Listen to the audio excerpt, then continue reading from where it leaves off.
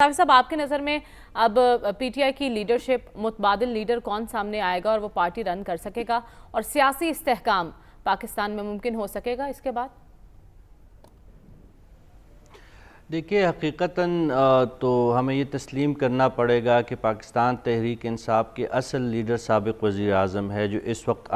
اٹک jail غالباً ان کو منتقل کر دیا گیا ہے۔ ان کی جگہ اگر وقتی طور پر کوئی لینے کی کوشش کرے گا بھی تو ان کی جگہ نہیں لے پائے گا، جس طرح نواز شریف کی جگہ ان کے بھائی جو ہے اتنی محنت اور مشقت کے بعد نہیں لے سکی۔ ان کی بیٹی نے کسی طور پر پارٹی کو چلانے کی کوشش کی لیکن ان کی کمی ان کو محسوس ہوتی رہی۔ بے نظیر جیسی لیڈر پیدا نہیں ہوئے، ذوالفقار علی بھٹو کی ریپلیسمنٹ آج تک ہم نہیں پیدا کر سکے۔ تو جہاں تک یہ موجودہ پی ٹی آئی ہے، اس میں اگر ووٹ بینک ہے تو وہ بھی گرفتار وزیر اعظم جو سابق وزیر اعظم ہیں ان کا ووٹ بینک ہے۔ وہ نہ شاہ محمود قریشی کا ووٹ بینک ہے، نہ وہ چودھری پرویز الہی کا ووٹ بینک ہے، نہ شہریار افریدی کا ہے، نہ مراد سعید کا ووٹ بینک ہے، نہ پرویز خٹک کا ووٹ بینک بن سکتا ہے۔ یہ بات تو طے ہے، لیکن اس کے ساتھ ساتھ ہم نے یہ دیکھنا ہے کہ پارٹی وقتی طور پر پارٹی اور ان کے کارکن اور ان کے چاہنے والے شدید مایوسی کا شکار ہے۔ وہ سوشل میڈیا پہ بھی بات کرنے سے گھبرا رہے ہیں۔ خوف کی فضا اتنی زیادہ ہے کہ جس طرح ابھی ماضی قریب میں جو کچھ ہوا 9 مئی کو، اس کو دہرانے کی تو کوئی سوچ بھی نہیں سکتا۔ فی الوقت ہمیں کوئی ایسے آثار نہیں دکھائی دے رہے، لیکن کوئی بات کرنے کے لیے بھی اہم لیڈرز بھی غائب ہے پاکستان تحریک انصاف کے۔ تو بہت زیادہ مایوسی کا ایک ماحول ہے، لیکن اس گرفتاری کا اوورآل پاکستان کے سیاسی ماحول پہ، انتخابی ماحول پہ بہت گہرے اثرات پڑ چکے ہیں اور مزید بھی پڑ سکتے ہیں۔ ابھی گرفتار لیڈر جو ہے ان کے پاس کئی اور بھی فورمز ہیں جہاں پہ ان کی شنوائی ہو سکتی ہیں، کیونکہ ماضی قریب میں ہم نے کچھ اداروں کی محبتیں ان کے لیے دیکھی ہے۔ تو اگر وہ جس طرح بتایا جا رہا ہے کہ لاہور ہائی کورٹ یا اسلام آباد ہائی کورٹ میں ان کی اپیل جا سکتی ہے، لیکن یہ بھی دیکھنا ہے کہ کیا ان کے لیے اب عدالتیں کھلیں گی کہ نہیں کھلیں گی، کیونکہ عدالتوں میں چھٹیوں کا سیزن بھی ہے۔ لیکن بہت ساری چیزیں ہیں۔ اب کیسز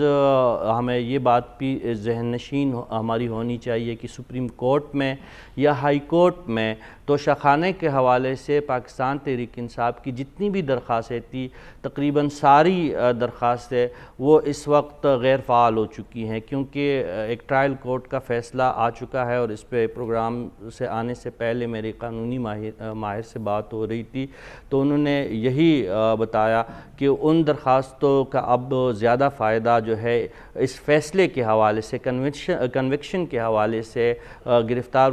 سابق وزیر اعظم کو کوئی زیادہ فائدہ نہیں ہونے والا۔ لیکن اگر اپیل دائر کی جائے گی تو آلریڈی چونکہ جج صاحب کی نیت پہ بھی شک کیا گیا ہے جس نے سزا سنائی ہے، اور ٹرائل میں مناسب وقت نہ ملنے پہ بھی شکایت درج ہوئی ہے، اور گواہان کو پیش نہ کرنے کے حوالے سے بھی پاکستان تحریک انصاف نے عدالت سے رجوع کیا ہے۔ تو آنے والے وقتوں میں جب اپیلیں سنی جائیں گی تو شاید کچھ فیصلہ میں کچھ نرمی ہو سکتی، لیکن کنوکشن جو ہے، جو قانونی ماہرین کی رائے یہی ہے، کنوکشن ختم نہیں ہوگی، سزا میں کمی کا کوئی۔ صافی صاحب، آپ تو اسلام آباد میں بیٹھے ہیں، اسلام آباد کی فضائیں الیکشن کی نوید کب سنا رہی ہیں؟ یہ اسلام آباد میں ہی بیٹھتے ہیں اور کہیں نہیں جاتے۔ یہ جو ہے فرنٹیئر جو ان کا وہ ہے، ان سے پوچھنے کا بائی علاقے میں کب، یہ اسلام آباد میں ہی بیٹھتے ہیں، اسلام آباد سے خبر لینی ہے نا، یہی بیٹھتے ہیں۔ جی صافی صاحب۔ جی میں چکوال بھی نہیں جا سکتا کیونکہ وہ پرویز الہی صاحب بھی پکڑے گئے، بگوال کی روڈ بھی صحیح ابھی تک نہیں بنی، اور شکر ہے کہ یہ مردم شماری کے حوالے سے تو ہمیں یہی ڈر تھا کہ چکوال کا ایک حلقہ ہی نہ کہا جائے، لیکن وہ چکوال کے 2 حلقے برقرار ہے، تو انشاءاللہ چکوال کی طرف ایک ہی جتنا رستہ بنتا ہے میرے گاؤں اور چکوال کی جانب، تو اگر وہ رستہ نہیں تو یہ چکوال والا رستہ، بگوال والا رستہ جب بن جائے گا تو وہاں ضرور جاؤں گا۔ دیکھیں میں آپ کے پروگرام میں تو میرے خیال میں اگر آپ درجنوں مرتبہ بتا چکا ہوں، اور کل جناب ایاز صاحب نے بھی اس کی تصدیق کر دی تھی کہ الیکشن بر وقت نہیں ہوں گے، تو کب ہوں گے؟ یہ تو سوال یہی ہے اس نا۔ پہ کوئی لاجک اور کوئی راکٹ سائنس ہے ہی نہیں نا۔ وہ انتخابات جو موجودہ سیٹ اپ ہے وہ کیوں جلدی انتخابات کروائیں گے؟ ان کو ضرورت ہی کیوں ہے؟ اور جہاں تک اگر یہ مجھے کوئی کہے اور یہ آرگومنٹ کوئی بلڈ کرنے کی کوشش کرے کہ آئین کی خلاف ورزی ہے، تو یہ آئین کی کوئی پہلی خلاف ورزی پاکستان میں ہوگی۔ میں ہرگز یہ نہیں کہتا کہ کوئی اچھی بات ہے، ہم چاہتے ہیں کہ بروقت انتخابات ہو، لیکن جو اسلام آباد کی فضائیں ہیں، جو ایاز صاحب نے اس پہ تصدیق مہر ثبت کر دی کہ میں ادھر ہی اسلام آباد ہی میں ہوتا ہوں، تو اسلام آباد میں تو کیا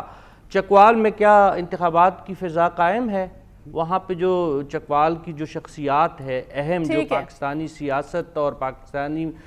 جو پورے اسٹیبلشمنٹ کے لیے انتہائی اہم تو آپ اسلام آباد میں تصور کی ہوتے ہوئے جانے ابھی والی تک یہ بتانے سے قاصر ہیں کہ انتخابات کب ہونے، اگر بر وقت نہیں ہونے تو کب ہونے، یہ کسی کو بھی نہیں پتا۔ صافی صاحب، کیا ہم نے کشمیریوں کا مقدمہ آج تک بخوبی لڑا ہے؟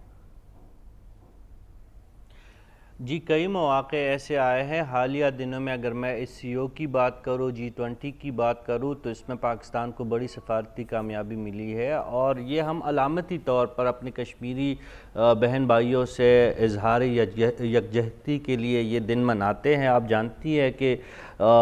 جو آج 4 سال مکمل ہو چکے ہیں، جو وہاں پہ ایک مقبوضہ جموں کشمیر اور ویلی میں جو بھارتی غاصب افواج کی جانب سے جو ظلم و بربریت کا بازار گرم ہے، تو ہم یہی کر سکتے ہیں۔ اگر اخلاقاً تو ہمیں اس سے زیادہ اگر مزید بھی اقدامات عملی بھی کرنے چاہیے، لیکن اخلاقی طور پر ہم اپنے بہن بھائیوں کے لیے